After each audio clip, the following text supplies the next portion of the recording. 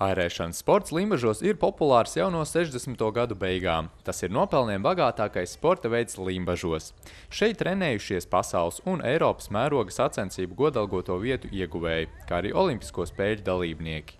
Pekinas olimpiskajās spēlēs un Atēnu olimpiskajās spēlēs ir startējuši mūsu sportisti, kas ir šeit pat Limbažos auguši, dzimuši un tātad nokļuvuši līdz olimpiādē, līdz fināliem.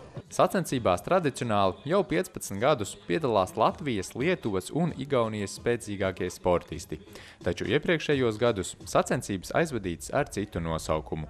Agrāk bija pazīstams ar nosaukumu Sprinta diena, tagad jau 3. gadu mums ir sudraba airi, jo mēs izcīnām sudraba kausus smaiļošanā, un otrs kauss ir kanoja airēšanā. Šogad airētājiem pieaugušo grupā sezona sākās 2 mēnešus ātrāk ar Eiropas čempionātu, kurā augstu vietu izcīnīja viens no olimpiskā centra Limbaži sportistiem. Aleksejs Luku startēja Eiropas čempionātā, kur 200 metru distanci izcīnīja 5. vietu. Darbs bija liels padarīts, un tāpēc es tieši no nometne braucu uzreiz uz sacensībām, tāpēc arī bija labas sajūtas un gatavojos tam čempionātam. Tāpēc arī es domāju, ka nebija tik negaidīti. Es gatavojos tieši labam rezultātam. Svarīgākās sacensības Aleksejam ir Baku pirmās Eiropas spēles, kas notiks no 12. līdz 28. jūnijam. Tajās piedalīsies visi labākie Eiropas smaiļošanas sportisti, tāpēc konkurence solās būt spēcīga. Minimāls mērķis ir tikt finālā, tas ir no 1. līdz 9. vieta.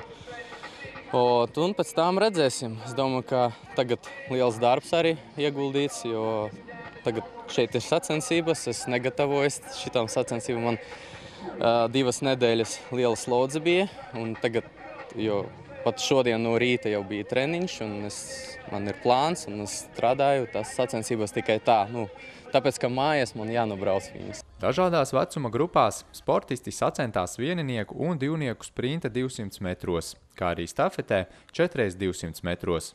Ātrākais no smaiļotājiem pieaugušo grupā izrādījās Denis Volkovs no Brocēnu novada sporta skolas. Bet kanoja airēšanā labāko rezultātu parādīja Rahmats Stromanis no Jelgavas. Savukārt sieviešu konkurencē ātrākā smaiļotāja bija Laura Skukauska no bērnu un jauniešu sporta skolas Rīdzene.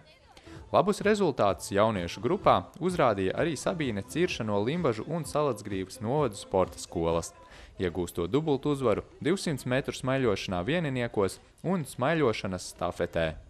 Airēšana, manuprāt, tāpēc, kad brālis sāk ar to nodarboties, un viņš man tā kā ievilka tajā visā iekšā, un es jau ar to nodarbojos 8 gadus. Šī ir 9. sezona.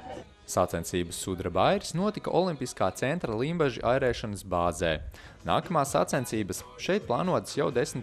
jūnijā, kad norisināsies smaiļošanas un kanoja airēšanas sacensību Barona optikas kausa 1. kausa etaps.